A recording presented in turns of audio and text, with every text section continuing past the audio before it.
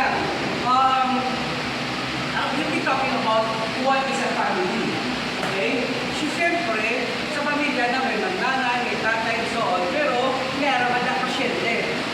Yun, double spiritual naman. She's patient.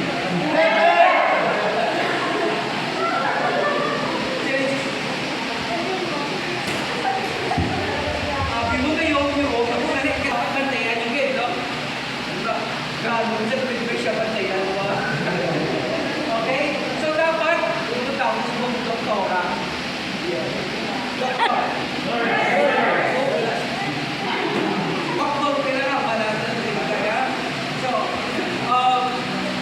ako galing, no? Jody Cornell. Ako rin si Jody Cornell. Nagsulat ako sa Gospel Christ, 1995. Yun ang nakakako ng mga pangasawa sa 1998. And then, napakasama ko ng 2002, nakabata kami 2006. Subok nag-serve kami sa Space of Christ. May matamang bata sa mga gusto Dr. Ugid, no? Yeah. So, we've been serving for so long. Mali na kami sa sa Domingo, ang Sabado, no? Ano ang balya? No? Sabbath day. Ay, ikapat, honor your father and your mother. Ano yung kalima? Thou shalt not kill. Ay, brothers and sisters, totoo inday, mas una pagaling ang honor your father and mother. Sa ano? Sa hindi naman patay.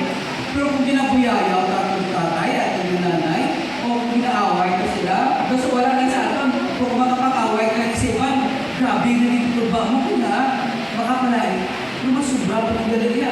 Honor your father and your mother, fourth commandment. Thou shalt not kill, fifth commandment. Mas taas ng galilya, ang honor your father and your mother, sa thou shalt not kill. So, brothers and sisters, kids, dapat tandaan din. Honor your father and your mother, and you shall live.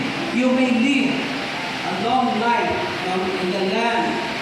So, kato kita, what is a family? Go, primero tayo, family. So,